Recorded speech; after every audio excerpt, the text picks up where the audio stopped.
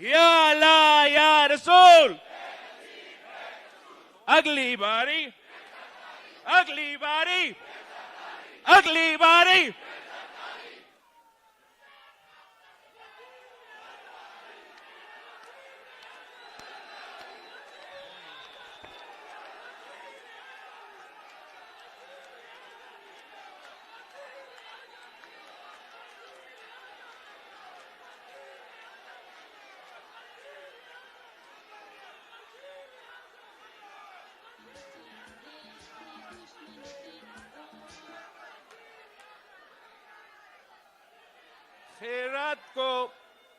खैरात को गुलामी से आजाद कर, जवानों को पीरों का इस्ताद कर।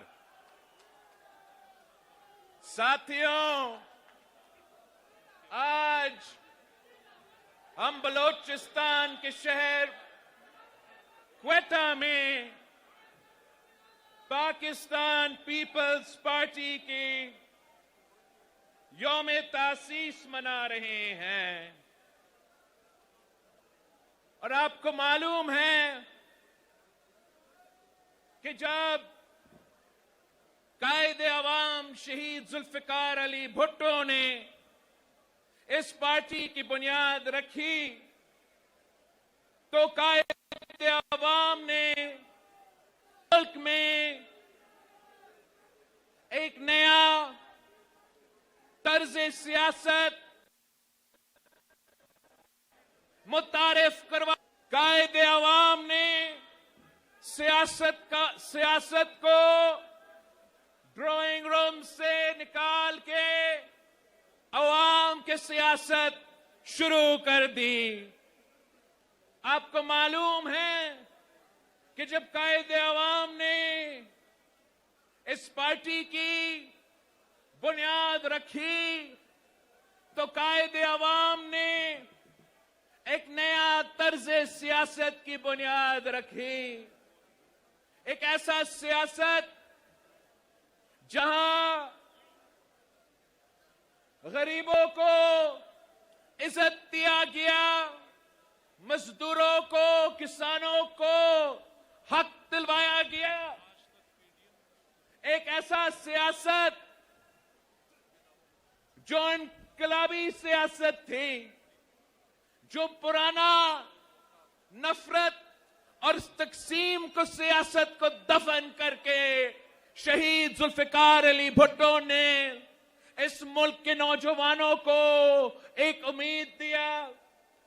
सरजमीन बे आईन को आईन दिया और पाकिस्तान को एटॉमिक पावर बनाया।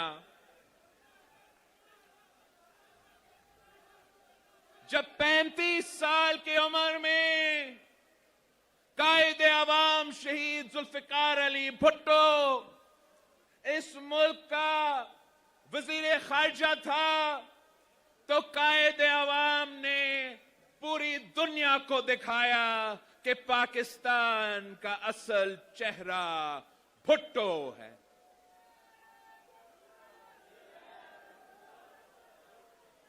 जब शहीद मोहतरमा बेनजीर भुट्टो ने सियासत शुरू की, पार्टी की परचम थामी, तो तब मुल्क में आमरीत थी, जियाउल हक का दौर था। पाकिस्तान के औरतों से इस्लाम के नाम पे हकूक सलब गए थे। उनका जमहूरी हक, उनका वोट का हक छीना। वही पुरानी सियासत शुरू की, नफरत की सियासत, तकसीम की सियासत, इंतकामी सियासत। मगर शहीद मोहतरमा बेनजीर भुट्टो ने एक नई तर्ज सियासत, एक नई सियासत शुरू की।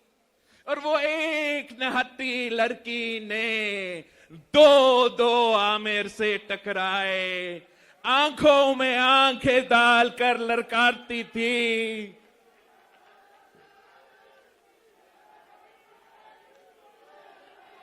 शहीद मोहतरमा बेनजीर भुट्टो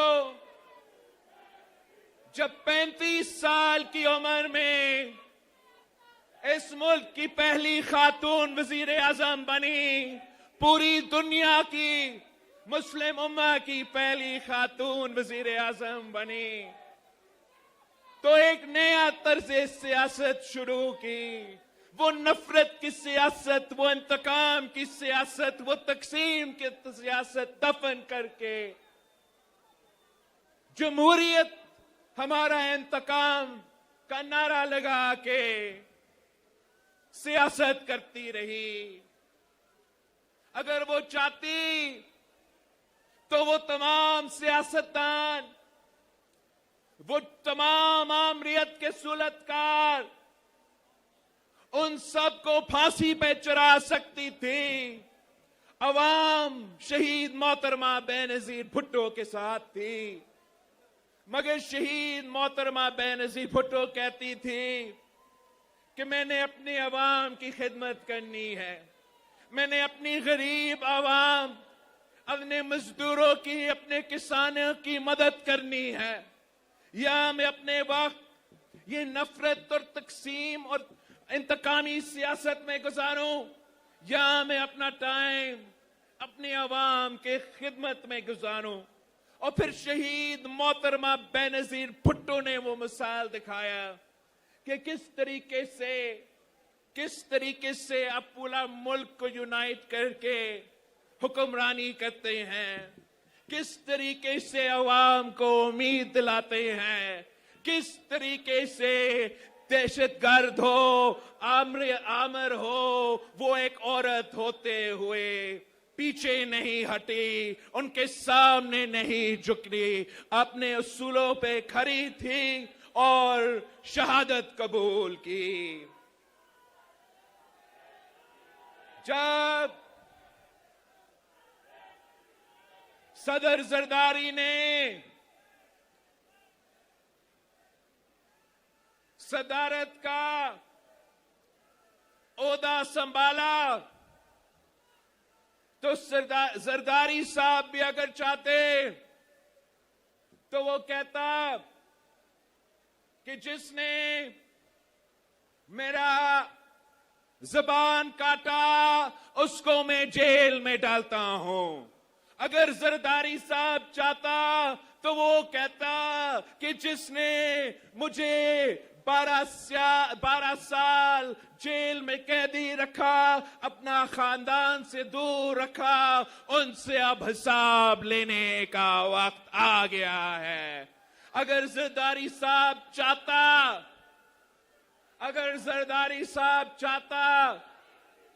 तो पत्नी क्या क्या कर सकता था, मगर जरदारी साहब ने, सदर जरदारी ने नफरत की सियासत को, तकसीम की सियासत को, इंतकाम की सियासत को, अना की सियासत को दफन करके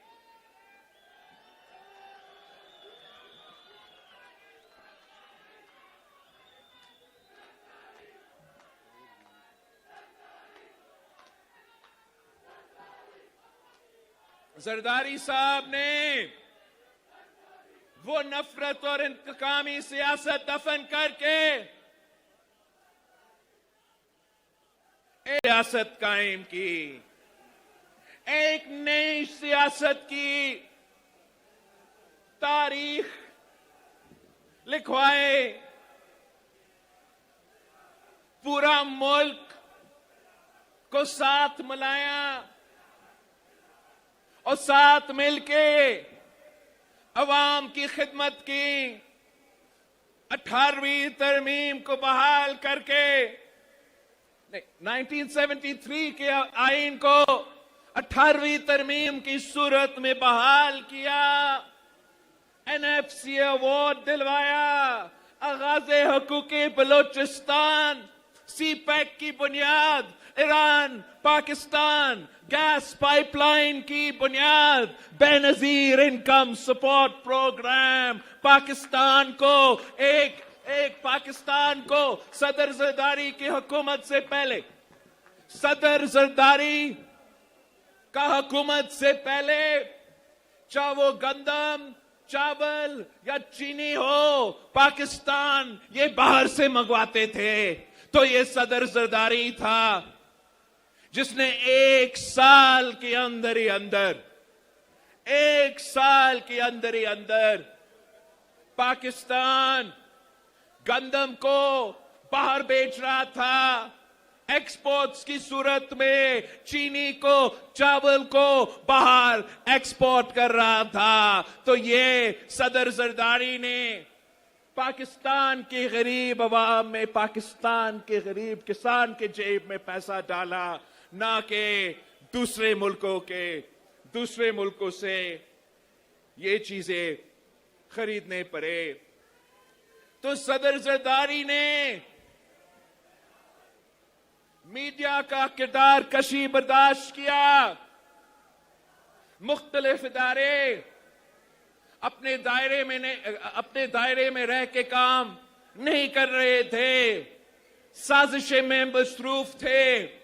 कभी कोई ब्लैक कोट पहन के मेमो गेट के अदालत में पहुंचता था, तो कभी कोई यूथ का इनकलाब ले आ रहा था। तो तब ये सदर जरदारी था जो एक नया तर्ज सियासत कायम करते हुए, इस मुल्क की खिदमत करते हुए तारीख रकम किए।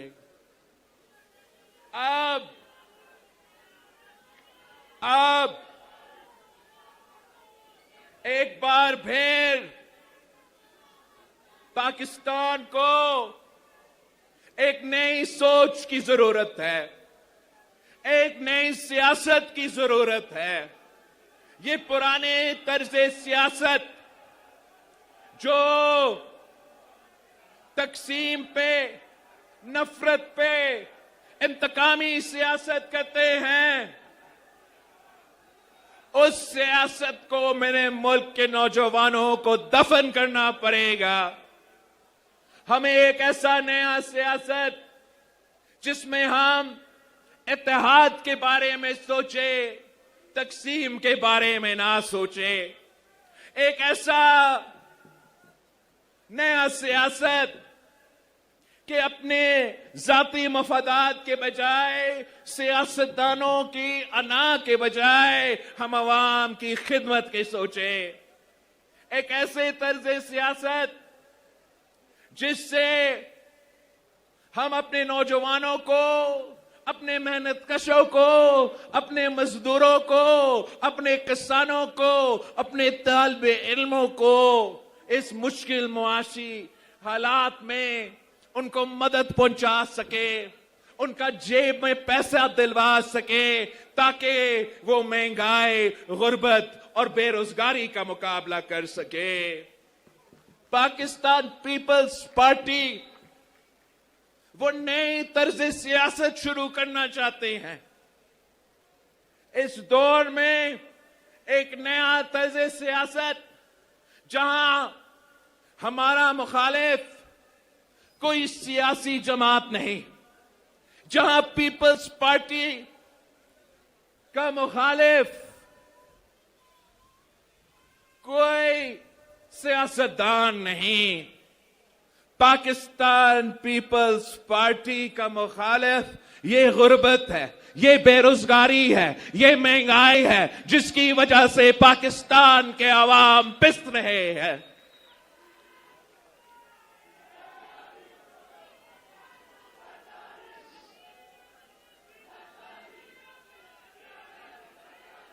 पाकिस्तान पीपल्स पार्टी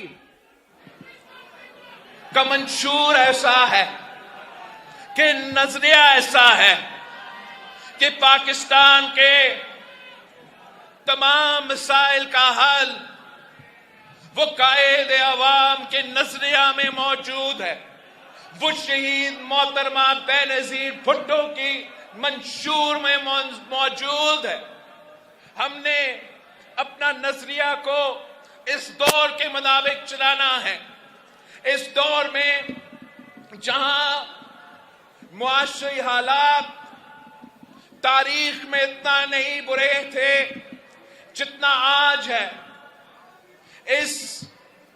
इन हालात को देखते हुए पाकिस्तान पीपल्स पार्टी हमेशा पासमानदा तबका का ख्याल रखता है, आम आदमी का ख्याल रखता है, गरीबों का ख्याल सिर्फ और सिर्फ पाकिस्तान पीपल्स पार्टी करती है। बाकी जमातों जो हैं वो अशराफिया का नुमाइंदगी करते हैं, वो अशराफिया का नुमाइंदगी करते हैं और मेरा जमात पाकिस्तान के अवाम का नुमाइंदगी करता है।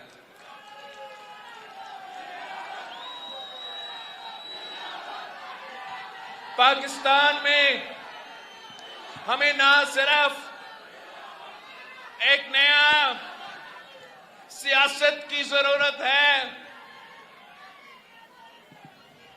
एक नया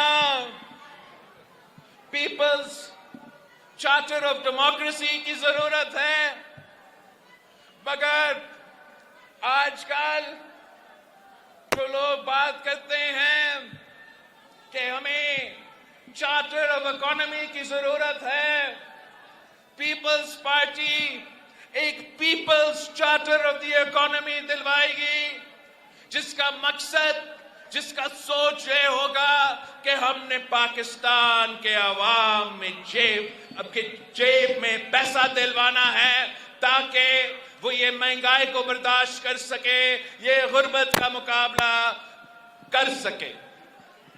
जो पाकिस्तान में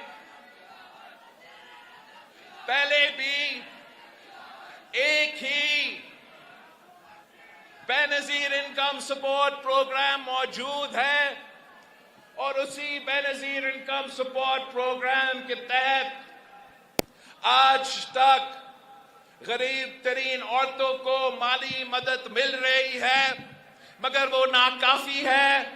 इंशाअल्लाह ताला पाकिस्तान पीपल्स पार्टी आने वाले इलेक्शन जीतेगी। हम बेनजीर इनकम सपोर्ट प्रोग्राम में इजाफा करेंगे,